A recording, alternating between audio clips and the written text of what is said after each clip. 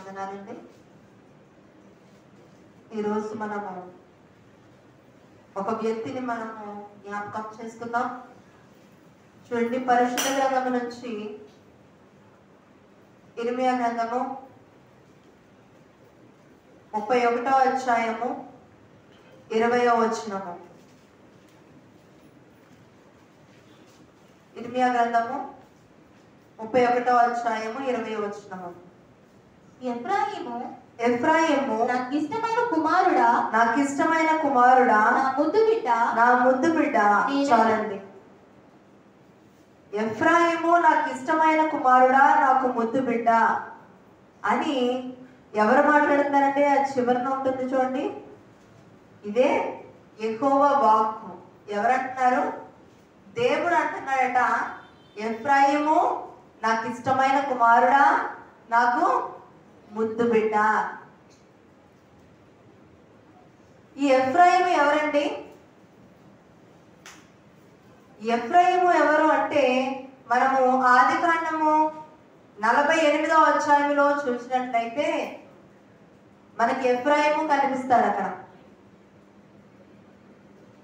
అయితే వాళ్ళ తల్లిదండ్రులను నేను జ్ఞాపకం చేస్తాను, తాతలను అందరినీ కూడా.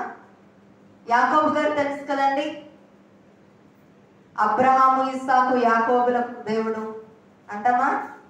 అందులో ఉన్న యాకోబు గారికి ఎంతమంది కుమారులట? 12 మంది కొడుకులు, పిల్లలు కదండి. అయితే యాకోబు గారికి ఇష్టమైన బిడ్డ ఎవరంటే యోసేపు. యోసేపుని అన్నలందరూ ఏం చేశారండి? శత్రు దేశానికి తీసుకెళ్ళి అమ్మేశారు కదా. చంపేద్దాం అనుకున్నారు అసలు యోసేపుని. అయితే ఎందుకు చంపేయడం వల్ల ఉపయోగమే ఉంది? అమ్మేస్తే డబ్బులైనా వస్తాయని ఆలోచించుకున్నారో మరేమో కానీ తీసుకెళ్ళి ఐగుప్తు దేశ ఆ యొక్క అధికారులకు అమ్మవేసినప్పుడు వాళ్ళకి డబ్బు వచ్చిందట. అవి తీసుకొని చక్కగా ఇంటికి వచ్చేసారు. అయితే యోసేపు ఆ యొక్క దేశంలో బానిసగా అమ్మబడి ఎన్నో కష్టాలు పడి ఎన్నో ఇబ్బందులు పడి కుటుంబానికి దూరమై ఎన్నో బాధలు అనుభవించినప్పటికీ కూడా ఎక్కడా కూడా దేవుడు విడిచిపెట్టలేదట. తను ఎప్పుడు కూడా యథార్థతను విడిచిపెట్టలేదు, నీతిని న్యాయాన్ని వదులుకోలేదు. ఆ విధంగా జీవించాడట యోసేపు. అయితే అక్కడ ప్రధానమంత్రి యొక్క ఆ యొక్క అధికారము అతని చేతికి వచ్చింది. ఒక బానిసగా అమ్మబడిన యోసేపు ఏమయ్యాడు? రాజు అయిపోయాడు. అక్కడ రాజు యొక్క కుమార్తెను వివాహం చేసుకున్నాడట. ఆమెకు పుట్టిన కుమారుల్లో ఎఫ్రాయిము ఒకడు. ఆమెకు అంటే ఆ యొక్క యోసేపుకి 2 కుమారులు పుట్టారు ఆ దేశంలోనే. ఒకరు మనష్షే, రెండో వ్యక్తి ఎవరు అంటే ఎఫ్రాయిము. మనష్షే పెద్ద కుమారుడు, ఎఫ్రాయిము చిన్న కుమారుడట. వీళ్ళని చూసినట్లయితే వీళ్ళు ఎదుగుతూ ఉన్నారు. అయితే మరలా ఈ యొక్క యాకోబు కుమారుని కలుసుకున్న సమయం వచ్చింది. అయితే తండ్రి కుమారులు కలుస్తున్నారు. తాతగారిగా యాకోబు గారట మనవనిద్దరిని కూడా ఆశీర్వదించాలనుకున్నారట. వీరింటికి వెళ్ళిన తర్వాత చదవచ్చు. 48వ అధ్యాయం 15 నుంచి కిందకి వచనాలు చదివినట్లయితే యాకోబు గారు ఒక తాతయ్య గారి స్థానంలో ఉండి మనవన్ని అంటే యోసేపు యొక్క కుమారులను మనష్షేని, ఎఫ్రాయిముని ఆశీర్వదిస్తున్నాడు. ఆశీర్వదిస్తున్నప్పుడు ఎలా ఆశీర్వదించాలి అంటే కుడి చేతి వైపు పెద్ద కుమారుణ్ణి, ఎడమ చేతి వైపు చిన్న కుమారుణ్ణి పెట్టుకోవాలి. అయితే యాకోబు గారు ఏం చేశారంటే కుడి వైపున చిన్న కుమారుణ్ణి, ఎడమ చేతి వైపు పెద్ద కుమారుణ్ణి నిలబెట్టినప్పుడు యోసేపు గారు అంటారట, తండ్రి గారికి దృష్టి మాంద్యం అంటే ఇంకా కళ్ళవి కూడా సరిగా కనిపించట్లే, వృద్ధాప్యం వచ్చేస్తుంది కదా. పెద్ద కుమారుడు ఎవరో చిన్న కుమారుడు ఎవరో తెలుసుకోలేకపోతున్నారు, అంటే పెద్ద మనవుడు ఎవరో చిన్న మనవుడు ఎవరో తెలుసుకోలేకపోతున్నారు అని అనుకొని అన్నట, నాన్నగారు ఈమె మీ కుడి చేతి వైపున వ్యక్తి చిన్న కుమారుడు ఇక్కడ ఉండకూడదు, ఎడమ చేతి వైపు పెట్టాలి, పెద్ద కుమారుని కుడి చేతి వైపు నిల్చోబెట్టండి అని అడిగాట. లేదు లేదు కుమారుడా, నాకు తెలుసు ఎవరు ఎక్కడ నుంచున్నారో, ఇది ఇలాగే జరగాలి, నేను ఇలాగే ఆశీర్వదిస్తానని ఆశీర్వదించాడు ఆయన. ఎందుకు అంటే అది యాకోబు యొక్క ఆలోచన కాదు, యాకోబు యొక్క ఉద్దేశం కాదు. దేవునికి తెలుసు నిన్ను ఎలా అభివృద్ధి చెందించాలో, దేవునికి తెలుసు నిన్ను ఎలా వాడుకోవాలో, దేవునికి తెలుసు నిన్ను ఎటువంటి వ్యక్తిగా తీర్చిదిద్దాలో. అది దేవుని ఉద్దేశ ప్రకారము, దేవుని చిత్త ప్రకారము ఆ యాకోబు గారు తన మనవలందరినీ కూడా ఆశీర్వదించారు. ఈ కుడి చేతి వైపు ఉన్న చిన్న కుమారుడు ఎవరు అంటే ఎఫ్రాయిము. ఇప్పుడు మనం మాట్లాడుకున్నాం కదండి ఇర్మియా గ్రంథంలో 31వ అధ్యాయంలో చూడండి, ఎఫ్రాయిము నాకు ఇష్టమైన కుమారుడా, నా ముద్దు బిడ్డ. దేవుడట ఎఫ్రాయిముని చాలా ప్రేమించాడట. మీకు తెలుసా, ఎఫ్రాయిమునే కాదండి, దేవుడు మనల్ని కూడా ప్రేమిస్తున్నాడు. ఎంతగా ప్రేమిస్తున్నాడంటే మనం ఆయనకు ముద్దు బిడ్డలము. చూడండి, తల్లిదండ్రులు కూడా చిన్న బిడ్డలు ఎక్కువ గారం చేస్తూ ఉంటారు. పెద్దవాళ్ళని ఎందుకు చేయరంటే ఆ కొంచెము ఎదిగారు కదా, తెలుస్తుంది వాళ్ళకి ఎంతో కొంత. చిన్నపిల్లలకి ఇంకా తెలియదు అని ఇంకా ఇంకా ఇంకా గారం పెట్టి ఇంకా ముద్దు చేస్తూ ఉంటారు. అలాగా దేవుడట ఎఫ్రాయిముని ముద్దు బిడ్డ అని పిలుస్తున్నాడు. మరి ఎఫ్రాయిం ఎలాంటి వ్యక్తి, అసలు ఎఫ్రాయిము అంటే అర్థం ఏంటి అని చూసినట్లయితే, ఎఫ్రాయిము అంటే ఫలము లేదా అభివృద్ధి అని అర్థం. ఎఫ్రాయిము అనే పేరుకి అర్థం ఏంటంటే ఫలము లేదా అభివృద్ధి. మరి తన జీవితంలో అభివృద్ధిని చూసాడా, ఆ ఫలాన్ని పొందుకున్నాడా, ఏ విధంగా ఎఫ్రాయిము జీవించాడు, మనము ఒక్కొక్కటిగా కూడా మనము తెలుసుకుందాం. చూడండి, హోషేయ గ్రంథము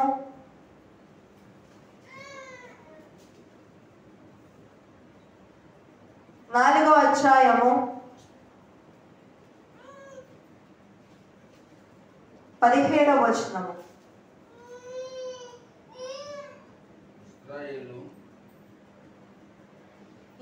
ఎఫ్రాయిము విగ్రహములతో కలుసుకొనెను, వానిని అలాగుననే ఉండని చాలండి. ఎఫ్రాయిము ఎవరితో కలుసుకున్నాడట? విగ్రహములతో కలుసుకొనెను. జాగ్రత్తగా అర్థం చేసుకోవాలి వాక్యాన్ని. విగ్రహము అంటే మనం ఏవేవో ఆలోచించేస్తూ ఉంటాము. దేవుని దృష్టిలో విగ్రహము అంటే దేవుని కన్నా, నిన్ను నన్ను సృజించిన సృష్టికర్త కన్నా నువ్వు దేనినైతే ఎక్కువగా ప్రేమిస్తున్నావో, దేనినైతే ఎక్కువగా పూజిస్తున్నావో, దేనినైతే ఎక్కువగా నువ్వు దేనికైతే ప్రాముఖ్యతను ఇస్తున్నావో అదే విగ్రహము. కొంతమంది తమ సౌందర్యాన్ని, తమ అందాన్ని విగ్రహంగా చూసుకుంటారు, అంటే ఎక్కువగా ప్రేమిస్తారు. తమ అందాన్ని చూసి మురిసిపోతూ ఉంటారు. కొంతమంది తనకున్న ధనాన్ని చూసి మురిసిపోతూ ఉంటారు, గర్విస్తూ ఉంటారు, అదే వారి విగ్రహము. కొంతమంది తనకున్న పలుకుబడిని చూసి గొప్పగా, గర్వంగా, ఎంతగానో వారు దాన్ని చూసి గర్వపడుతూ ఉంటారు, అదే విగ్రహము. కొంతమంది తనకున్న బంధువర్గాన్ని చూచి, తనకున్న కులాన్ని చూచి, ఈ విధంగా ప్రతి ఒక్కరూ కూడా అనేక రకాలైన విగ్రహాలను తయారు చేసుకుంటున్నారండి. దేవుడు సౌలు గారిని రాజుగా చేసినప్పుడు సౌలు కూడా విగ్రహంగా చేసుకున్నట్ట. దేన్నో తెలుసా? తనకున్న ఆ పలుకుబడిని చూసి, తనకున్న రాజరికాన్ని చూసి, తనకు ఉన్న ఆ యొక్క ధన ఘనతలను చూసి దాన్ని విగ్రహంగా ఆరాధించట. అయ్యో, నన్ను ఈ స్థానంలో నిలిపింది దేవుడు కదా, నేను దేవుణ్ణి కదా ఆరాధించాలి, దేవుణ్ణి కదా ప్రేమించాలి, ఆయన చెప్పింది కదా నేను చేయాలి అని మర్చిపోయాడట సౌలు. తన కొరకు ఒక మాట అంటే చూడండి, సౌలు గారు అసలు ఏం చేశారో.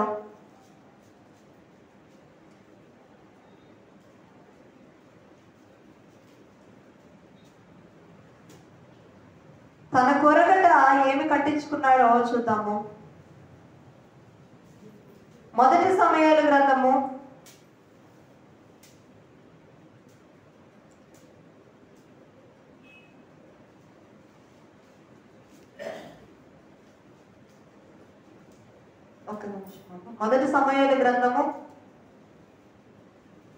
8వ అధ్యాయము 11 నుంచి చూసినట్లయితే చూడండి. ఇలాగున చెప్పెను మిమ్మును ఏలబోవు రాజు ఎటువాడనగునగా చదవండి.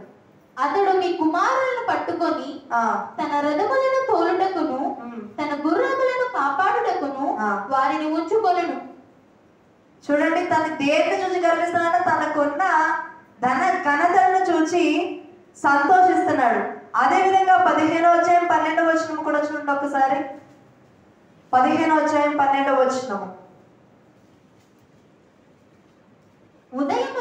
ఉదయమున సమూయేలు లేచి సౌలును ఎదుర్కొనుటకు పోగా సౌలు కర్మేలునకు వచ్చి అక్కడ జయసూచకమైన శిలను నిలిపేను. చాలండి. ఏం చేస్తున్నాడట? తన కొరకు జయసూచకమైన శిల్పాన్ని నిలబెట్టుకుంటున్నాడు, ఒక శిలను నిలబెట్టుకుంటున్నాడు. ఎందుకు? నాకు తిరుగులేదు, నేను ఎటు వెళ్ళినా ప్రతి ఒక్కరిని కూడా ఎదిరించగలను, నాకు ఆ శక్తి ఉంది, ప్రతి ఒక్కరిని కూడా నేను ఓడించగలను అని తన యొక్క శరీర యొక్క పటిష్టతను చూసుకుంటున్నాడు. తనకున్న సైన్యాన్ని చూసుకుంటున్నాడు. తనకున్న ఉన్న శక్తిని, బలాన్ని, తనకున్న వీరత్వాన్ని చూసుకుంటున్నాడు. కానీ అయ్యో, నాకు ఈ శక్తి కేవలం దేవుని వలన వచ్చింది అని చూసుకోండి. వీటిని విగ్రహంగా చేసుకున్నాడట. కానీ దావీదు అలా చేయలేదండి. తన కోసం తను ఏది కట్టించుకోలేదు, కానీ దేవుని కొరకు నేను ఒక మందిరాన్ని కట్టాలి, దేవుని కొరకు నేను ఏదో ఒకటి చేయాలి అని ఆలోచించుకున్నాడట దావీదు. అందుకే దావీదు దేవుని యొక్క హృదయానుసారుడయ్యాడు. ఇక్కడ ఎఫ్రాయిము ఏం చేశాడట? విగ్రహాలతో కలిసిపోయాడు. అంటే ఒక వస్తువుగా తాను చూచుకొని మురిసిపోతున్నాడు. లేదంటే తనకున్న దేవుడిచ్చిన జ్ఞానాన్ని బట్టో, లేదా దేవుడిచ్చిన అందాన్ని బట్టో, లేదా తనకి కలిగిన ధనాన్ని బట్టో, దేన్ని బట్టి మరి గర్విస్తున్నాడో తెలియదు, కానీ విగ్రహాలతో చేరిపోయాడండి. అనేక మంది చూడండి, ఎవరినైనా పొగుడుతూ ఉంటే వాళ్ళు ఇంకా ఇంకా ఇంకా ఇంకా అబ్బా, నిజంగా నేను అంత పేరు ప్రఖ్యాతులు ఉన్నవాడిని, నిజంగా నేను అంత గొప్పవాడిని ఫీల్ అయిపోతూ ఉంటారు ఎవరైనా పొగుడుతూ ఉంటే. లేదు, మొత్తం అంతలో నీకున్నంత అందం ఎవరికి లేదు, నువ్వు అంత బాగుంటావు అని అంటే ఇంకా వాళ్ళు ఇంకా మరుసటి రోజు నుంచి ఇంకా అందంగా రెడీ చేస్తారు కదండి. నువ్వు వేసుకునే బట్టలు చాలా బాగుంటాయి అన్నారంటే ఎవరైనా ఇంకో 4-5 జతలు తీసేస్తూ ఉంటారు. అలాగా ఏం చేస్తుంటే వాళ్ళు ఒక విగ్రహంగా మనుషులు ఎవరైనా అనుకుంటారు, నిజంగా వాళ్ళు పొగడుతున్నారేమో అనుకుంటారు. నిన్ను పొగడాల్సింది దేని చూసి అంటే, ఈమె దేవుని బిడ్డ, ఈమె దేవుని వ్యక్తి, ఆయన పోలి నడుచుకున్న ఇంత మంచితనము, ఇంత యథార్థత, ఇంత నీతి, ఇవన్నీ ఎక్కడి నుంచి వచ్చినాయి అంటే దేవుడి నుంచి వచ్చినాయి. దేవుని కనపరచాలి, కానీ వారు నిన్ను కనపరచకూడదు. ఇక్కడ ఎఫ్రాయిము ఎవరితో కలిసిపోయాడండి? విగ్రహాలతో కలిసిపోయాడు. దేవుడిచ్చిన ఆజ్ఞల్లో చూడండి, మొదటి ఆజ్ఞ నిర్గమకాండం 20వ అధ్యాయము 1వ వచనం నుంచి 4వ వచనాలు చూసినట్లయితే, నేనే మీకు దేవుడను. దేవుడు ఈ ఆజ్ఞలన్నీ వివరించి చెప్పెను. చూడండి, మొదటి ఆజ్ఞను చదవండి. నీ దేవుడైన యెహోవాను నేనే, నేనే దాసుల గృహమైన ఐగుప్తులో నుండి నిన్ను వెలుపలికి రప్పించితిని. నేను తప్ప వేరొక దేవుడు నీకు ఉండకూడదు. పైన ఆకాశం అందే గాని, భూమి అందే గాని, భూమి కింద నీళ్ళ అందే గాని, దేని రూపమునైనను విగ్రహమునైనను నీవు చేసుకొనకూడదు, వాటిని సాగిలపడకూడదు, వాటిని పూజింపకూడదు. చాలండి. మన దేవుడు రోషము కలిగిన దేవుడు అండి. ఇప్పుడు సెల్ ఫోన్ ఉంది. సెల్ ఫోన్ ఒక వ్యక్తి తయారు చేశారు. ఆ సెల్ ఫోన్ నువ్వు నన్ను ఇంత అందంగా తయారు చేసావు, నీవు నాకు రూపురేఖలు ఇచ్చావు, ఈ రోజు నేను అనేక మందికి ఉపయోగపడుతున్నానంటే కేవలం నీ వల్ల అని యజమానిని పొగుడుతుందా? లేదా ఆ వ్యక్తి ఎవరో నన్ను తయారు చేశారు, నేను నీ చేతిలో వాడబడుతున్నాను, నువ్వు నన్ను ఇంత విలువ పెట్టుకున్నావు, అంత పెట్టి చేసావు అని ఆ అంతటి వ్యక్తిని పొగడడం అనేది న్యాయమా చెప్పండి? దాన్ని సృజించిన ఆ వ్యక్తిని, ఎవరైతే ఆ సెల్ ఫోన్ తయారు చేశారో ఆ ఘనత ఎవరికి చెందాలి? తయారు చేసిన వ్యక్తికి చెందాలి. మరి నిన్ను నన్ను సృజించిన దేవునికి తప్ప ఇక్కడ ఈ ఎఫ్రాయిం ఏం చేస్తున్నాడట? విగ్రహాలతో కలిసిపోయాడు. ఇంకేం చేస్తున్నాడో చూడండి. అక్కడ దేవుని స్థానాన్ని ఎవరికి ఇచ్చేశాడు? సాతానికి ఇచ్చేశాడు. చూడండి, హోషేయ గ్రంథము 7వ అధ్యాయము 8వ వచనము. ఎఫ్రాయిము అన్యజనులతో కలిసిపోయాను. చాలండి. ఎఫ్రాయిము అన్యజనులతో కలిసిపోయాను. ఎవరితో కలిసిపోయాడండి? అన్యజనులతో. అన్యజనులు అంటే దేవుని ఎరుగని బిడ్డలు, దేవుని యొక్క విలువ తెలియని వారు, ఇంకా రక్షింపబడలేని వారు. వాళ్ళు ఎలా ఉంటారండి? లోకములో, లోక ఆచారాలలో, లోక వ్యవహారాలలో మునిగిపోయి ఉంటారు. ఎఫ్రాయిం ఏమయ్యాడట? అన్యజనులతో కలిసిపోయాడట. ఈరోజు చాలా మంది అదే చేస్తున్నారు. అయ్య బాబాయ్, మా యొక్క స్నేహితులండి, ప్రాణ స్నేహితులండి, నేను వెళ్ళకపోతే ఎలాగా, నేను పాలు పంపులు పొందకపోతే ఎలాగా, రేపన్న రోజు మరి మా పెళ్ళిళ్ళకి వస్తారా, మా ఫంక్షన్లకు వస్తారా, మాకు ఇంకేమైనా కార్యక్రమాలు చేసుకుంటే వస్తారా? ప్రాణ స్నేహితుడు, ఇన్ని సంవత్సరాల బంధం, చిన్నప్పటి నుంచి స్నేహితుడు లేదా స్నేహితురాలు, మేము వెళ్ళాలి, లేదంటే రేపటి నుంచి మళ్ళా నాతో మాట్లాడటం మానేస్తాడు, అతను లేకుండా లేదా ఆమె లేకుండా మేము జీవించలేం, ఇలాంటి సమయాల్లో వాళ్ళు ఆదుకున్నారు అని రకరకాల కారణాలు వెతుక్కొని ఏం చేస్తామో కలిసిపోతూ ఉంటాము. అయ్యో, ఈ భూమి మీద ఆ వ్యక్తిని గాని నన్ను గాని సృజించింది దేవాది దేవుడు. జీవన్మరణాలు ఆయన వశంలో ఉన్నాయి. ఒక మనిషి యొక్క హృదయం కఠినమవ్వాలన్నా, లేదా ఒక వ్యక్తి యొక్క మనసు కృపతో లేదా దయతో మళ్ళాలన్నా కేవలం దేవుడి చేతిలో ఉంది. నేను వాళ్ళతో ఎలా పాలు పంపులు పొందుతాను, నా దేవుడిని ఎలా విడిచిపెడతాను, నువ్వే ఒక్కరూ ఆలోచించారు. మన బంధువులే కానివ్వండి, దేవుడిని నమ్ముకోకపోతే, రక్షింపబడకపోతే వాళ్ళని మనం ఇక్కడ తీసుకురాము కదా, మనం మాత్రం అందులో పాలు పంపులు పొందేస్తాము.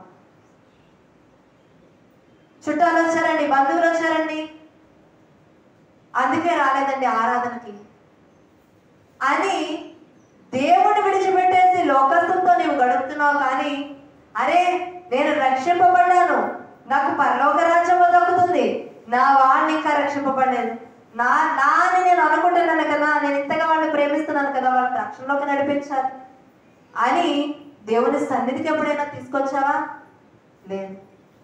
నీవు కూడా అన్యులతో, అన్య ఆచారాలతో కలిసిపోతున్నావు. ఇక్కడ దేవుడు చెప్తున్నాడు, ఎఫ్రాయిం ఎవరితో కలిసిపోయాడట? అన్యజనులతో కలిసిపోయాడు. దేవుడు పట్టుకొని లాగేయచ్చు కదా. దేవుడు ఏ విధంగా నిన్ను తీసుకురావాలి? మొదటిగా దేవుడు ప్రేమతో ప్రయత్నిస్తాడట, ఓపిక ఎదురు చూస్తాడు. తండ్రి తను ప్రేమించు కుమారుని శిక్షిస్తాడట, అలాగా శిక్షిస్తాడు. ఇలా చేసి దేవుడు ఏం చేస్తాడు? మరలా నిన్ను బయటకు, ఆయన వైపుకి నిన్ను మరలా మర్చుకుంటాడు. ఇక్కడ ఎఫ్రాయిము విగ్రహారాధనలో కలిసిపోయాడు, అన్యులతో కలిసిపోయాడు. చూడండి, ఒక మాట చూద్దాము. కొరింథీయులకు రాసిన 2వ పత్రిక 6వ అధ్యాయము 14వ వచనము.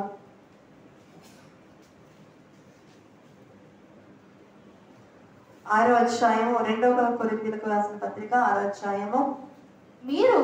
మీరు అవిశ్వాసులతో జోడుగా ఉండకుడి, నీతికి దుర్నీతితో ఏమి సాంగత్యము, వెలుగునకు చీకటితో ఏమి పొత్తు, క్రీస్తునకు బెలియాలతో ఏమి సంబంధము, అవిశ్వాసతో విశ్వాసికి పాలెక్కడిది. చాలండి. ఇక్కడ దేవుని అర్థము, మీరు వాటిలో వాళ్ళతో కలిసిపోకండి, మీరు ప్రత్యేకింపబడినవారు, మీరు దేవుని రక్తములో, ఆయన శిలువలో కార్చిన యొక్క రక్తములో మీరు కడగబడిన వారు అని దేవుడు సెలవిస్తున్నాడు. అంతేగాని దేవుడు వాళ్ళతో మాట్లాడొద్దని చెప్పలేదు, వాళ్ళతో ఎక్కడికి వెళ్ళొద్దని దేవుడు ఏమి అలా గోడ కట్టేలే. నువ్వు ఏం చేయాలి? వాళ్ళతో ఉన్న ప్రతి క్షణము కూడా వాళ్ళని ఏ విధంగా దేవుని వైపు నడిపించాలి, ఏ విధంగా దేవుని మాట వాళ్ళకి చేరవేయాలి, ఇది నీవు ఆలోచించాల్సింది. అంతేగాని వాళ్ళతో పాటుగా నీవు చేరిపోకూడదు. వాళ్ళు ఇంకా దేవుని వెలుగులోనికి రాలేదు, నువ్వేం చేయాలి? అరే నువ్వు చీకటిలో ఉన్నావు, నువ్వు వెలుగులోనికి రావాలి, నేను వెలుగులోనికి వచ్చాను, నేను వెలిగింపబడ్డాను అని వాళ్ళని చేయి పట్టుకొని నీవు వెలుగులోకి తీసుకురావాలి తప్ప నీవు వెలుగులోంచి నీ దీపాన్ని ఆర్పేసుకొని చీకటిలోకి వెళ్ళిపోకూడదు. అది దేవుడు అడుగుతున్నాడు. ఇక్కడ ఎఫ్రాయిము అన్యులతో కలిసిపోయాడు. దేవుడు వెలిగించిన ఆత్మను ఆర్పివేసి కలిసిపోయాడు. ఈనాడు చాలా మంది అదే చేస్తున్నారు. ఆదివారం వచ్చినప్పుడు క్యాండిల్ వెలిగించినంత ఈజీగా వెలిగించేసుకుంటున్నారండి. ఇక్కడ నుంచి వెళ్ళాక మళ్ళీ సోమవారం నుంచి శనివారం వరకు అన్ని మన ఇష్టాలే, అప్పుడు మళ్ళీ ఆర్పేసుకుంటాం. ఇక్కడ ఉన్నంతసేపు భయభక్తులతో, మంచి ప్రవర్తనతో ఎంత చక్కగా యాక్టింగ్ చేస్తామో కదా. దేవుడికి తెలీదా? పాస్టర్ గారికి తెలియదులేండి, ఇంట్లో ఉంటారు, ఎక్కడికన్నా సేవకి వెళ్తారు, లేదా చర్చికి వస్తారు. మీ చుట్టూ తిరగరు కదా, మీరేం చేస్తున్నారు? ఎవరు చూస్తున్నారు?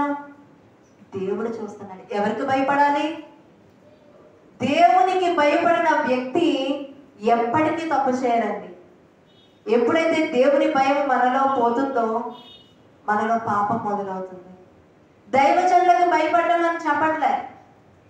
దైవజనులు మీకు బోధిస్తారు ఏంటంటే ఏది సరైన మార్గము, ఏది సరైనది కాదని బోధిస్తారు అంతవరకే. కానీ ఆ విన్న వాక్యాన్ని జ్ఞాపకం ఉంచుకొని ఏ దారిలో వెళ్ళాలో నిర్ణయించుకోవాల్సింది నువ్వు ఏ దారిలో వెళుతున్నావో చూస్తున్నది దేవుడు. ఆదివారం వచ్చేటప్పటికి కొంతమంది చూడండి, ఎవరైనా వస్తున్నారంటే ఇంకంతా శుభ్రం చేసేస్తారు చక్కగా, మళ్ళీ మిగతా రోజు మామూలే. అలాగా మనం కూడా ఏం చేస్తున్నాము? దేవుని సన్నిధికి చక్కని ప్రవర్తనతో వెళ్ళాలి. బలారాధన ఇస్తారు కాబట్టి శుభ్రంగా కడిగేసుకోవాలి పాపాలు. కన్నీరు కాచేసి మోకరించి, అసలు మనం చేసినంతగా ఎవరు చేయరు ప్రార్థన, మనం పాడినంతగా ఎవరు దేవుని స్తుతించరు. ఆ రకంగా అంత భక్తి కనబరుస్తాం మందిరంలో. ఇదే భయభక్తులు, ఇదే దేవుని పట్ల ప్రేమ, ఇదే ఆరాధన, ఇదే ప్రార్థనా జీవితము, ఇదే భక్తి జీవితము మరి సోమవారం నుంచి శనివారం వరకు ఉంటున్నాయా? అది పరీక్షించుకోవాలి. ఎక్కడ ఉన్నా సరే యోసేపు కష్ట సమయం కానీ, అవమానం కానీ, నింద అయినా, శ్రమ అయినా, ఏదైనా సరే దేవుడు విడిచిపెట్టలేదట. తన కలిగి ఉన్న యథార్థతను, నీతిని విడిచిపెట్టలేదట. ఆ విధంగా జీవించాలని. ఇక్కడ అన్యులతో కలిసిపోయాట ఎఫ్రాయిము. మరొక మాట చూపిస్తాను చూడండి. అదే హోషియా గ్రంథంలో 7వ అధ్యాయం 8వ వచనం చూద్దాం చూడండి. ఎఫ్రాయిము అన్యజనులతో కలిసిపోయాను. ఎఫ్రాయిము ఎవరును తిప్పివేయని అప్పము వంటి వాడాయి. చాలండి. చక్కని మాట. ఎఫ్రాయిము ఎవరును త్రిప్పివేయని అప్పము వంటి వాడాయను. అప్పం అంటే తెలుసండి? అప్పం అంటే తెలుసా? అది ఇప్పుడు చపాతీ ముద్ద ఉంటుంది కదా, దానితోని దలసరిగా చేసుకుంటారనమాట వాళ్ళు తిన్నారు. దాన్ని కాలుస్తారు. అది పొంగని దాని కింద ఉంటుంది, కాలుస్తారు. అప్పం గట్టిగా ఉంటుంది. అంటే వాళ్ళు తినే ఆహారంలో ఇది ఒకటి. మనం ఎలాగా అట్టది వేసుకుంటున్నాం కదండి, అలాగా. ఉదాహరణకి మనకు అప్పం తెలీదు, ఒక అట్టు కోసం మాట్లాడుకుందాం. అట్టు వేశారు పెనం మీద. వేసిన తర్వాత పొయ్యి వెలిగించిన తర్వాత ఏం చేస్తారు చెప్పండి? కొంతసేపు ఆగాక ఏం చేస్తాము? తిరిగేస్తారా, అలా తినేస్తారా? తిప్పకపోతే ఏమవుతుందంటే అట్టు ఎందుకు బాగోదు చెప్పాలి? అడుగున ఎలా ఉంటది? మాడిపోద్ది. మాడిపోయింది తింటారండి. పైన ఎలా ఉంటది? ఉడకదు. అవునా? రెండు వైపులా సరిగా కాలాలంటే ఏం చేయాలి? చక్కగా తినడానికి బాగుండాలి అంటే రెండు వైపులా చక్కగా కాల్చాలి దాన్ని కదా. అలాగే వదిలేస్తే కిందంతా మాడిపోద్ది కాబట్టి అది తినడానికి పనికిరాదు, పైనంతా ఉడకదు కాబట్టి అది తినడానికి పనికిరాదు. ఇక్కడ ఎఫ్రాయిము స్థితి ఎలా ఉంది అంటే తిప్పివేయబడని, అంటే తిరగవేయలేని అట్టులాగా అనమాట. తిప్పివేయబడని అప్పముగా ఉందట. అంటే దేవుడు ఒక మాట చెప్పాడు చూడండి ప్రకటన గ్రంథంలో, వెచ్చగానైనా ఉండు, చల్లగానైనా ఉండు. నులివెచ్చని స్థితి అంటే ద్వంద్వ స్వభావము, రెండు వైపులా ఉంటున్నట్టు నటనా స్వభావం, వేషధారులు. మనలో కూడా చాలా మంది ఉంటారండి వేషధారులు. ఇక్కడ ఉన్నంతసేపు ఒకలా ఉంటారు, బయటికి వెళ్ళాక ఒకలా ఉంటారు. స్కూల్కి పిల్లలు వస్తారు కదా, తల్లిదండ్రులు చెప్తా ఉంటారు, ఇంటి దగ్గర అస్సలు మాట వినండి, ఎంత అల్లరంటే అంత అల్లరి, అసలు బుక్కే తీరండి, ఎదిరించేస్తారండి. కానీ స్కూల్కి వచ్చినప్పుడు కానీ ఇంకా మాతిగానే ప్రదర్శించేస్తూ ఉంటారనమాట. నమ్మకుతే కొన్ని కొన్ని చూస్తూ ఉంటాయి. ఏం చేస్తున్నారు వాళ్ళు? ద్వంద్వ స్వభావం. టీచర్ ఉన్నంత వరకు ఒకలా ఉంటారు, టీచర్ అలా బయటకు వెళ్ళగానే మొత్తం క్లాస్ అంతా ఒక రౌండ్ చుట్టేస్తారు క్లాస్లో, తెలుసా? ద్వంద్వ స్వభావం. మనుషుల్లో కూడా ఏది ఎక్కువగా ప్రబలుతుంది అంటే వేషధారణ జీవితం. దేవునికి ప్రతిదీ తెలుసు. మనుషుల ముందు కొంతమంది కరోనా టైంలో కూడా చూడండి, చేసిన సహాయం కొంచెమే, చాలా మంది అడుక్కునే వాళ్ళు చెప్పిన వాళ్ళు చాలా మంది ఉన్నారు. ఏమీ లేదండి, ఇంత గెల తీసుకొచ్చి ఇచ్చేస్తున్నట్టు అలా ఫోటోలు తీయించుకుంటున్నారు, ఒక అట్టుపడి చేతితో పెట్టి వెళ్ళిపోతున్నారు. ఏంటి? జీవబ్రహ్మం. ఏదో గొప్పగా నేను ఏదో సహాయం చేసేస్తాను అందరికీ అని తెలియడం కోసం ఇది చేస్తున్నారు, కానీ వాళ్ళు చేసేదేమి లేదు. వేషధారణ జీవితము. మనుషులకి భక్తిపరులుగా, మంచివారిగా, యథార్థవంతులుగా ఎంతో ఇదిగా కనిపిస్తాము, కానీ మన హృదయంలో మనం ఏమి తలుస్తున్నామో, ఏమి ఆలోచిస్తున్నామో, ఎలాంటి ఉద్దేశాలు మనలో ఉన్నాయో ఇవన్నీ ఎవరికి తెలుసు? దేవునికి తెలుసు. ఇక్కడ ఎఫ్రాయిము ఎలా ఉన్నాడట? ఎవరునూ త్రిప్పివేయని అప్పముగా ఉన్నాడట. అంటే దేనికి పనికిరాని వాడ. అటు అన్యులతోనూ పూర్తిగా లేడు, ఇటు దేవునితోనూ పూర్తిగా లేడు. ద్వంద్వ స్వభావం, రెండు పడవల మీద కాలు, అటువంటి వాడిగా ఉన్నాడట. చూడండి, మొదటి రాజుల గ్రంథము 18వ అధ్యాయము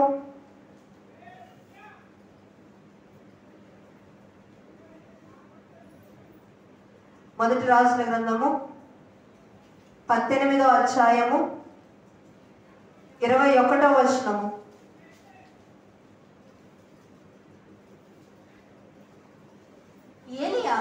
ఏలియా జనులందరి దగ్గరకు వచ్చి ఎన్నాళ్ళ మట్టుకు మీరు రెండు తలంపుల మధ్య తడబడుచుందురు. యెహోవా దేవుడైతే ఆయనను అనుసరించుడి, బయలు దేవుడైతే వారిని అనుసరించుడని ప్రకటన చేయగా జనులు అతనికి జనులు అతనికి ప్రత్యుత్తరముగా ఒక్క మాట అయినా పలుకకపోయిరి. అప్పుడు చాలండి. ఇక్కడ ఏమని మాట్లాడుతున్నాయండి ఏలియా? జనులందరి దగ్గరికి వచ్చి, ఏంటి మీరు ఇక్కడికి వస్తే నా దేవుడు అంటున్నారు, అక్కడికి వెళ్ళి ఆ దేవుడు అంటున్నారు, ఇక్కడికి వస్తే నేను గొప్ప అంటున్నారు, అక్కడికి వెళ్ళి వాళ్ళ గొప్ప అంటున్నారు. ఇలా ఎంతకాలం మీరు రెండు తలంపుల మధ్య ఉంటారు? ఏదో ఒకటి నిర్ణయించుకోండి. మీకు ఆ బయలు దేవత కావాలా, యెహోవా దేవుడు కావాలా? ఈనాడు మనము కూడా లోకంలో ఉన్నాం కదండి. ఈ మాత్రం చిన్న చిన్నగా మరి అబద్ధాలు ఆడడం సహజం, చిన్న చిన్న మోసాలు లేదంటే బ్రతకలేమండి అని చెప్తూ ఉంటాం. కానీ దేవుడు అడుగుతున్నాడు, అయితే వెచ్చగా ఉండు లేదా చల్లగా ఉండు. నులివెచ్చని స్థితిలో ఉంటే ముమ్మి వేస్తానంటున్నాడు దేవుడు. ఇక్కడ ఎఫ్రాయిము రెండు తలంపుల మధ్య ఉన్నాడట. చూడండి, అదే విధంగా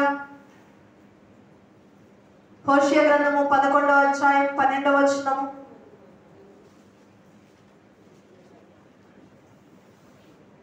ఎఫ్రాయిము వారు అబద్ధములతో నన్ను ఆవరించి ఉన్నారు. ఇశ్రాయేలు వారు మోసక్రియలతో నన్ను ఆవరించి ఉన్నారు. యూదా వారు నిరాటంకముగా దేవుని మీద తిరుగుబాటు చేయుదురు. నమ్మకమైన పరిశుద్ధ దేవుని మీద తిరగబడుదురు. చాలండి. ఎఫ్రాయిము వారు ఎలా ఉన్నారట? అబద్ధాలతో మోసాలతో ఉన్నారట. కొంతమంది నోరు విప్పితే అబద్ధం, అడుగడుగున మోసం. ఎక్కడ చూసినా సరే చూడు, కనీసం తినే ఆహారము కూడా మోసపూరితం అయిపోయింది. మొన్న చూశాను, బఠానీ గింజలు ఉంటాయి కదండి, పచ్చ బఠానీ అంటాం. పచ్చ బఠానీ దానికి రంగేసేస్తున్నారండి. ఇంకా ప్రతిదీ కూడా కల్పించేది, అంటే మోసపూరితమైనది. ఒరిజినల్ గా ఏది కూడా దొరకట్లేదు. ఒక ఫ్రూట్సే కానీ వెజిటేబుల్సే కానీ ఏదైనా సరే తినే ప్రతి వస్తువు కూడా అన్నీ కూడా కలుషితం అయిపోతున్నాయి. ఆకుకూరలు మొదలుకొని అన్నీ కూడా. మనుషులు రకరకాల రంగులు పూసి, రకరకాలు చేసి, రకరకాల మందులు వాటికి వేసి డబ్బు సంపాదించాలి. వాడు ఏమైపోతే నాకే, అవన్నీ తిరిగి వరకు ఏ రకాల జబ్బులు వచ్చేసినా నాకు అనవసరం, నేను నా కుటుంబం బాగుంది అంతే, నాకు డబ్బులు వస్తున్నాయి చాలు. ప్రతి ఒక్కరు కూడా ఇటువంటి మోసకరమైన ఆలోచనలతోనే ఉన్నారు. నేను నా కుటుంబము బాగుంటే చాలు, నేను నా కుటుంబము రక్షింపబడితే చాలు, నేను నా కుటుంబము అన్ని రకాలుగా బాగుంటే చాలు అనుకుంటున్నారు తప్ప, అరే నన్ను బట్టి ఎదుటి వ్యక్తులు పాడైపోతున్నారే, నన్ను బట్టి ఎదుటి వ్యక్తి నశించిపోతున్నారే, వాళ్ళకి ప్రాణహాని ఉందని ఒక్కరు కూడా ఆలోచించట్లే. ఇక్కడ ఎఫ్రాయిం ఎలా ఉన్నాయట? అబద్ధములతో మోసాలతో కూడా ఉన్నాయట. చూడండి, ఒక మాట చూపిస్తాను. ప్రకటన గ్రంథం 21వ అధ్యాయం 8వ వచనంలో,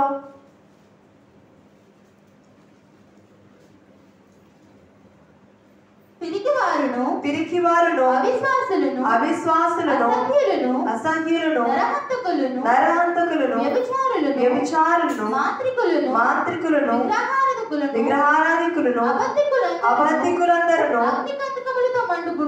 అగ్నిగంధకములతో మండు గుండములో పాలు పొందుదురు. ఇది రెండవ మరణము. చూడండి, ఎవరుంటారట? అబద్ధికులు, అలాగే మోసము చేసేవారు, పిరికివారు. ప్రతి ఒక్కరు కూడా ఎక్కడ ఉంటారట? అవిశ్వాసులు కూడా. అగ్ని గంధకములతో మండు గుండములో పాలు పంపులు పొందుతారట. దేవుని దృష్టిలో చిన్న పాపము, పెద్ద పాపము, భయంకరమైన పాపము అలాంటివి ఏమి ఉండవండి. దేవుడు చెప్పాడు పాపము అన్నాడు అంతే. దేవుడు అబద్ధమాడినా నరకమే, వ్యభిచారము చేసిన నరకమే, మోసము చేసిన నరకమే. కొంచెం మంట తగ్గిస్తాను, కొంచెం వీళ్ళకి మంట పెంచుతానని దేవుడు ఎక్కడా చెప్పలేదు. చెప్పాడా దేవుడు? పాపము పాపమే. అది అబద్ధమైన, చెడు ఆలోచన అయినా, చెడు తలంపైనా, చెడు చూపైనా ప్రతిదీ కూడా దేవుడి దృష్టిలో పాపమే. అవిశ్వాసులు కూడా ఎక్కడుంటారట? నరకంలో ఉంటారు. ప్రార్థిస్తాము, దేవా నీవు దయచేయి, నీవు చేయి, ఈ కార్యాన్ని చేయి నా పట్ల అని ప్రార్థిస్తాము. కానీ విశ్వాసం ఉండదు మనలో. దేవుడు చేయగలడన్న నమ్మిక ఉండదు మనకి. వీళ్ళంతా ఎక్కడికి వెళ్తారు? నరకానికి. కాబట్టి మనము జ్ఞాపకం చేసుకోవాలి ఈ వాక్యాన్ని. అయ్యో నేను అబద్ధం ఆడుతున్నానే, ఈ చిన్న అబద్ధం నన్ను ఎక్కడికి తీసుకెళ్తుంది? నరకానికి తీసుకెళ్తుంది. ఈ చిన్న అబద్ధం వలన నేను నరకానికి పాత్రను అవ్వాలా? నేను నరకానికి వెళ్ళిపోవాలా? ఆ యొక్క నరకంలో పడే బదులు ఇదే నిజము చెప్తే నయం కదా అని మన యొక్క ఆలోచన విధానము, మన నడవడిక మారాలండి. అదే విధంగా చూసినట్లయితే ఎఫ్రాయిము ఏం చేస్తున్నారు చూడండి. అదే హోషేయ గ్రంథము 12వ అధ్యాయము 1వ వచనము. ఎఫ్రాయిము గాలిని మేయుచున్నాడు, తూర్పు గాలిని వెంటాడుచున్నాడు, మానక దినమెల్లా అబద్ధమాడుచు బలత్కారం చేయుచున్నాడు. జనుల ఆయుష్యుల రీతి. చాలండి. ఇక్కడ చూసినట్లయితే ఎఫ్రాయిం ఏం చేస్తున్నట? గాలిని మేయుచున్నాడు. మేయుట అంటే ఏంటో తెలుసా? తినడం కదండి. ఏమి తినాలి మనము? ఏం తినాలి? మీరు అందరూ ఏం తింటున్నారు చెప్పండి? ఆహారం తింటున్నారు కదా. ఏమి త్రాగాలి? ఏమంటారు, లిక్విడ్స్, ద్రవ పదార్థాలు తాగాలి. అంటే తాగేవి వేరేగా ఉంటాయి, తినేవి వేరేగా ఉంటాయి, అలాగే పీల్చేవి వేరేగా ఉంటాయి. మన శరీరంలోనికి లోపలికి ప్రవేశించేవి ఇవే. ఒకటి గాలి పీలుస్తాము, రెండవది నోటితో ఆహారం తింటాము, త్రాగుతాము. ఇవి శుభ్రంగా ఉండాలి. నోరు చేసే పని ముక్కు చేయకూడదు, ముక్కు చేసే పని నోరు చేయకూడదు. ఇక్కడ ఏం చేస్తున్నాడట? గాలిని మేయుచున్నాడు. ఏమైనా ఉపయోగం ఉంటుందా అండి? గాలిని తినడం వల్ల ఏమైనా ఉపయోగం ఉంటుందా? గాలిని ముక్కు ద్వారా పీల్చుకుంటే శ్వాస ఆడుతుంది, నోటి ద్వారా పీల్చుకుంటే ఏం ఉపయోగం లేదు. ఈనాడు మనుషులు కూడా ఈ లోకంలో ఉన్న వ్యర్థమైన వాటి కోసం ప్రయాసపడుతున్నారు తప్ప ఏది అవసరమైనది, ఏది ప్రాముఖ్యమైనది, ఇన్నాళ్ళ ఈ జీవితంలో మన గత సంవత్సరాలన్నీ పరిశీలించుకుంటే ఏది ఉపయోగకరమైనది ఉండదండి. ఏది మన వెంట వచ్చేది ఉండదు. మన నీతి కార్యాలు, మన యథార్థత, మన రక్షణ తప్ప ఏవి కూడా మనతో రావు. ఎవరైనా వ్యక్తి చనిపోయిన తర్వాత పోతు పోతు ఇవన్నీ పట్టుకెళ్ళిపోయాడని చెప్తానికి ఏమన్నా ఉంటాయా? అప్పుడు మనిషి బ్రతుకున్నప్పుడు ఎన్ని కార్యాలు చేశాడండి, ఎంత మంచి చేశాడండి, ఎంతమందిని ఆదరించాడండి. ఈ రోజు నేను ఇలా ఉన్నానంటే ఆ చనిపోయిన వ్యక్తే కారణం. ఏంటంటే ఆ కార్యాలు, ఆ నీతి కార్యాలు, ఆ యథార్థత, ఇవి పరలోకానికి చేరుస్తాయి. అంతేగాని నీవు ఈ లోకంలో ఎంత సంపాదించినా, ఎంత కూడగట్టుకున్నా, ఈ లోకంలో ఎంత జ్ఞానం ఉన్నా నీకు అంతా కూడా వ్యర్థమే. నీకు ఏది అవసరమో నీ జీవితానికి, ఏది ప్రాముఖ్యమైనదో నీవు తెలుసుకోకపోతే ఇక నీ జ్ఞానం ఎందుకు? వ్యర్థం. మనతో పాటు వచ్చేవి మనం తీసుకెళ్ళాలి, కానీ రాని వాటి కోసము మనము ప్రయాసపడకూడదు. ఇక్కడ ఎఫ్రాయిము అవసరము లేని వాటి కోసము ప్రయాసపడుతున్నాడట. గాలిని వేస్తున్నాడు, వ్యర్థమైన వాటిని వెతుకుతున్నాడు. చూడండి, యెషయా గ్రంథం 44వ అధ్యాయము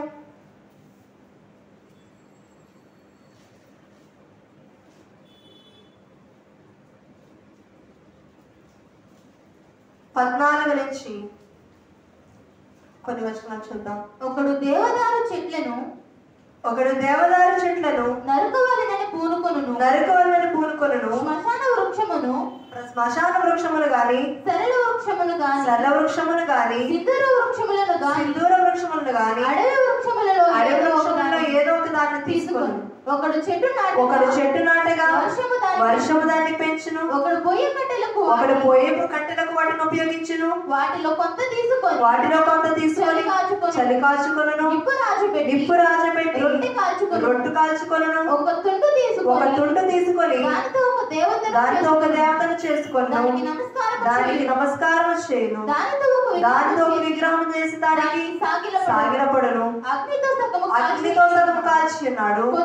కొద్దువ సగముతో మాంసం వండి భక్షించి ఉన్నాడు. తిని తృప్తి పొందగా చలి కాచుకొనుచు ఆహా చలి కాచుకొండునని వెచ్చగా ఉన్నది అని అనుకొనుచున్నాడు.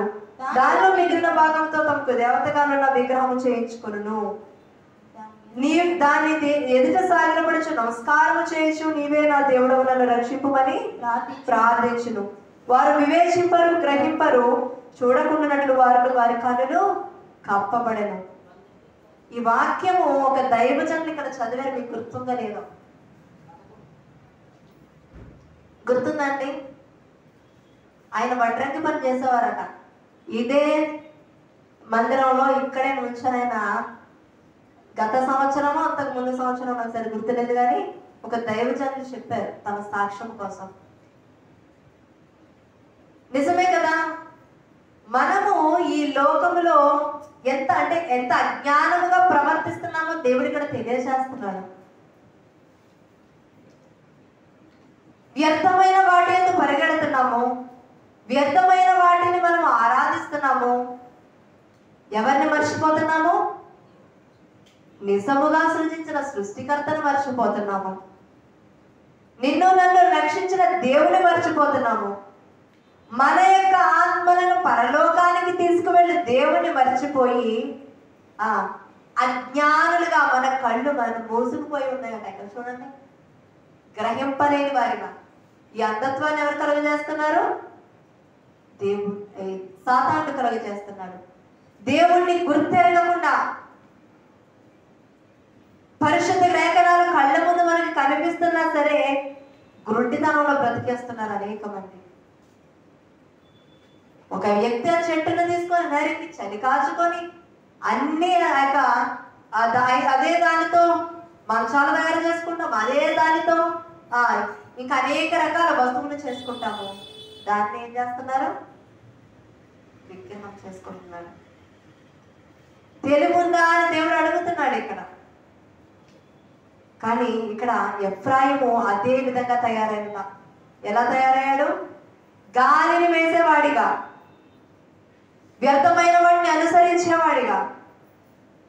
ఏవైతే ఈ లోక సంబంధమైన ఉన్నావో వాటన్నిటిని వెతికేవాడిగా ఎఫ్రాయిము ఉంటున్నాడు. కానీ తనని సృజించిన సృష్టికర్తను, అరే నా తల్లి లేక ఆ తండ్రులు లేదా తాత ముత్తాతలు అందరూ కూడా ఆరాధించిన దేవుడు నాకున్నాడు, ఆయన ఆజ్ఞల ప్రకారం నేను నడుచుకోవాలి, ఆయన నిజమైన దేవుడు, ఆయన రోషము కలిగిన వాడు, నేను ఆయన ఆరాధించాలి అన్న విషయాన్ని మర్చిపోయి, తన జీవితాన్ని మర్చిపోయి, తనకున్న పేరును మర్చిపోయి ఏం చేస్తున్నాట? లోకంలో కలిసిపోయాడు. ఇక్కడ దేవుడు ఎంతో వేదనతో మాట్లాడుతున్నాడండి. ఎఫ్రాయిము నాకు ఇష్టమైన కుమారుడా, నా ముద్దు బిడ్డ. ఏమన్నారు చూడండి అక్కడ, ఇర్మియా గ్రంథము 31వ అధ్యాయము 20వ వచనంలో, ఎఫ్రాయిము నాకు ఇష్టమైన కుమారుడా, నాకు ముద్దు బిడ్డ, నేనతనికి విరోధముగా మాట్లాడినప్పుడెల్లా అతని జ్ఞాపకము నన్ను విడువకున్నది. అతని గూర్చి నా కడుపులో చాలా వేదనగా ఉన్నది. తప్పక నేను అతని కరుణింతును. ఇదే యెహోవా వాక్కు అంటున్నాడు. అయ్యో నశించిపోతున్నాడు నా ముద్దు బిడ్డ, నా కొడుకు, నా కుమారుడు ఏమవుతున్నాడ? నశించిపోతున్నాడు. అతనికి విరోధంగా మాట్లాడినప్పుడల్లా ఏమవుతుందట? దేవునికి ఎంతో వేదన కలుగుతుందట. నిన్ను నన్ను చూసి కూడా దేవుడు ఏం చేస్తున్నాడండి? వేదన పడుతున్నాడు, దుఃఖపడుతున్నాడు. ఎందుకు? లోకములో కలిసిపోతున్నావు, లోక ఆచారాల్లో కలిసిపోతున్నావు, నిన్ను రక్షించిన దేవుని విడిచిపెట్టేస్తున్నావు, ఈ లోక మర్యాదల వైపు నీ బంధువుల కోసము, నీ స్నేహితుల కోసము, లేదా నీవు చేస్తున్న ఉద్యోగం నిమిత్తము ఏం చేస్తున్నావు? దేవుణ్ణి విడిచిపెట్టేస్తున్నావు. నీవు ఆయన నీ దీపాన్ని వెలిగిస్తే నీవు ఆర్పివేసుకుంటున్నావు. అది చూసి దేవుడట వేదన పడుతున్నాడు. ఈ లోకంలో మనం ఎంత జీవించినా, ఎంత సంపాదించినా వృధా అని ప్రసంగి గ్రంథంలో ప్రసంగి తెలియజేస్తున్నాడు. ఇన్ని తెలిసి కూడా ఏం చేస్తున్నామండి? అజ్ఞానుల వలె దేవుడిని దుఃఖపరిచేవారిగా. దేవుడు ఎంత వేదనతో చెప్తున్నాడు చూడండి. అతని కూర్చిన కడుపులో చాలా వేదనగా ఉంది. ఎంత బాధపడుతున్నాడు. నీవు ఎంతగా దుఃఖపడుతున్నావు దేవుణ్ణి. ఒక పాట ఉంటుంది కదా, ఎప్పుడమ్మి వేసావో యేసయ్యను, ఎక్కడమ్మి వేసావో దేవదేవుని, ఎప్పుడమ్మి వేసావో యేసయ్యను, ఎక్కడమ్మి వేసావో దేవదేవుని. ఉద్యోగంలోనా, దాంపత్యంలోనా, ఏకాంతంలోనా, దైవ సేవలోనా, ఉద్యోగంలోనా, ఏకాంతంలోనా, దైవ సేవలోనా, యోచించుమా నేస్తమా, గమనించుమా నేస్తమా, యోచించుమా నేస్తమా, గమనించుమా సేవకా. ఎప్పుడమ్మి వేసావు యేసయ్యను, ఎక్కడమ్మి వేసావు దేవదేవుని.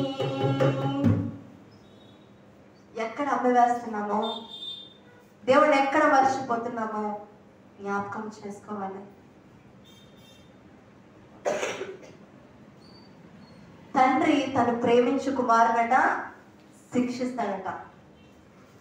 ఇక్కడ దేవుడు ఏం చేశాడండి? శిక్షించాడు. ఈ శిక్షలో కొంతమంది వ్యక్తులు ఎలా అంటే ఎలాంటి మనుషులు ఉన్నారో చెప్తున్నారు. ఏదైనా ఒక దొంగనే తీసుకోండి, పోలీసులకి చేతులకు చిక్కినప్పుడు ఆ వ్యక్తిని పోలీసులు శిక్షించి ఏ దొంగతనం చేసావో, ఎక్కడెక్కడ చేసావో అని రాబట్టి ప్రయత్నం చేసినప్పుడు కొంతమంది దొంగలు భయపడి ఉన్నదంతా చెప్పేసి ఒప్పుకుంటారండి. మరి కొంతమంది ఉంటారు చూడండి, కొడితే కొట్టుకొని మహా అయితే 2 దెబ్బలు ఎగస్తా, నేను చేసినంత ఎలా ఇస్తాను, నేను ఎక్కడెక్కడ చేశానో ఎలా చెప్తాను అని మనస్సును కఠినపరుచుకునే వారు కొంతమంది ఉంటారు. మనలో కూడా కొంతమంది ఉంటారండి. దేవుడు శిక్షణ పంపించినప్పుడు, లేదా ఒక కష్టం పంపించి నిన్ను నన్ను సరిచేయాలని చూసినప్పుడు కొంతమంది, అయ్యో దేవా నాకు ఈ కష్టం వచ్చింది, నాకు ఈ శ్రమ వచ్చింది, ఎందుకు వచ్చిందో, నీవు ఎందుకు కావాలి నా జీవితంలోకి దాన్ని అనుమతించావో, నాయనా నాదేమైనా సరి చేసుకోవాలా, ఇంకా ఏమైనా లోపం ఉందా, ఏంటయ్యా నాకు ఈ స్థితి అని పరుగు పరుగున దేవుని సన్నిధికి వచ్చి మోకరించే వాళ్ళు కొంతమంది ఉంటే, ఇంకొంతమంది ఎలా ఉంటారు తెలుసా? కష్టాలు అలవాటు అయిపోయినాయండి, ఈ బాధలు అలవాటు పడిపోయానండి, అంతే ఇక నా జీవితం, నాలో ఏ తప్పు లేకపోయినా ఇంతే, నాకు ఇంతే, నా జీవితం ఇంతే, ఎంత నీతిగా జీవించినా ఇంతే అంటావు తప్ప ఏం చేస్తున్నావు? కప్పిపుచ్చేసుకుంటున్నావు. అయ్యో నాకు ఎందుకు వచ్చింది, ఇంకా నేను ఇంకా ఏం మార్చబడాలి, ఇంకా ఏం సరి చేసుకోవాలని ఆలోచించరు. కఠిన పారిపోతాయి హృదయాలు. కొంతమంది అంటారు, కష్టాలు చూసి చూసి చూసి అలవాటు పడిపోయి హృదయము కఠినమైపోయిందండి. కానీ నా దేవుడు అంటున్నాడు, బండబారిపోయిన హృదయాలను సైతము బద్దల కొట్టు సుత్తు వంటిది నా వాక్యం అని దేవుడు సెలవిస్తున్నాడు. బహుశా నీ యొక్క హృదయం కఠినమైపోయిందేమో, బండవలే అయిపోయిందేమో, కానీ దేవుని వాక్యం అట పగలగొట్టు సుత్తు వంటిది. కరిగించగల శక్తి గలది. ఇక్కడ ఎఫ్రాయిము ఎప్పుడైతే దేవుని శిక్ష తన మీదకు వచ్చిందో, ఎప్పుడైతే దేవుడు తనని శిక్షించడం మొదలుపెట్టాడు, దేవుని కోపం వచ్చి శిక్షిస్తున్నాడండి. నేను ఇలా పలానా కోసం పలానా దాని కోసం నేను సృష్టిస్తే నువ్వు నీ ఇష్టం వచ్చినట్టు చేస్తున్నావు, నన్ను విడిచిపెట్టేసావు అని దేవుడు కావాలని కొడుతున్నాడా? తన వైపు త్రిప్పుకోవాలని ఎంతో వేదనతో, ఆ బాధతో అంతగా ప్రేమిస్తున్నాడు కనుక శిక్షిస్తున్నాడు. చేస్తున్న తప్పు నీవు తెలుసుకోవాలి, నీ కళ్ళు తెరవబడాలి, నీవు తిరిగి నా దగ్గరికి రావాలి అని దేవుడు శిక్షించాడట. అయితే చూడండి, ఒక మాటను చూపిస్తాను మీకు.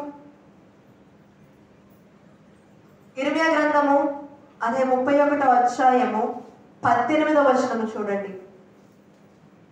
నీవు నన్ను శిక్షించితివి, కాడికి అలవాటు కాని కోడె దెబ్బలకు లోబడినట్లుగా నేను శిక్షకు శిక్షకు లోబడుచున్నాను. నీవు నా దేవుడవైన యెహోవావు, నీవు నా మనస్సును త్రిప్పిన ఎడల నేను తిరుగుదును అని ఎఫ్రాయిము అంగలార్చుచుండగా నేను ఇప్పుడే వినుచున్నాను. చాలండి, ఇక్కడ దేవుడు సెలవిస్తున్నాడు. ఏమని? ఈ యొక్క ఎఫ్రాయిము ఏమని దేవుని సన్నిధిలో మొరపెడుతున్నాడు? నీవు నన్ను శిక్షించితివి, అలవాటు లేని ప్రతి దెబ్బను కూడా నేను తట్టుకున్నాను, నీ శిక్షకు నేను లోబడుచున్నాను. ఏం చేశాడండి ఎఫ్రాయిము? నిజమే, అన్యులతో కలిసిపోయాడు, విగ్రహాలతో కలిసిపోయాడు, గాలిని వేసిన వ్యర్థమైన వాటి చుట్టూ తిరిగాడు, తన యొక్క బలగాన్ని చూసుకున్నాడు, అందాన్ని చూసుకున్నాడు, లేదా తనకున్న పేరు ప్రఖ్యాతులు చూసుకున్నాడు, ఇంకా ఏవేవో చూసుకొని విర్రవీగాడు. దేవుణ్ణి పూర్తిగా విడిచిపెట్టేశాడు.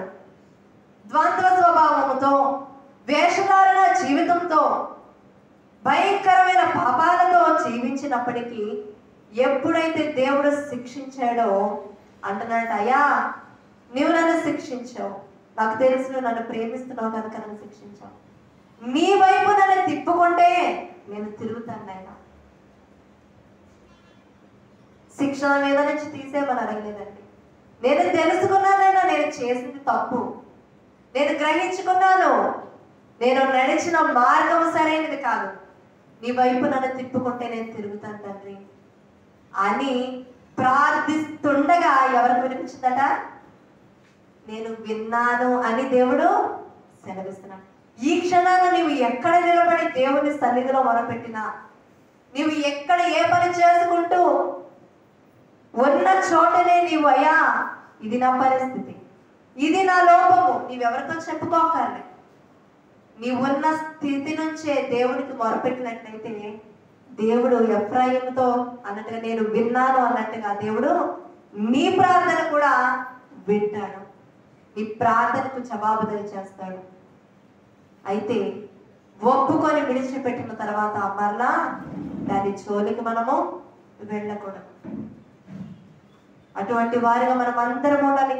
ఎఫ్రాయిము ఎలా అయితే దేవుని శిక్షకు లోబడి, దేవుని గద్దింపుకు లోబడి, దేవుని శిక్ష గద్దింపు అంటే ఏవో కష్టాలు, పిరుకులు, ఇబ్బందులు వచ్చేస్తానే కదండి. కొన్ని సమయాల్లో దేవుడు వాక్య రూపేణ మాట్లాడతాడు, కొన్ని సమయాల్లో దేవుడు పాట రూపంగా మాట్లాడతాడు. ఈ విధంగా ఎన్నో రకాలుగా దేవుడి వాక్యం ద్వారా మాట్లాడినప్పుడు, గద్దించినప్పుడు మొదటగా దేవుని సన్నిధిలో మోకరించేయాలి.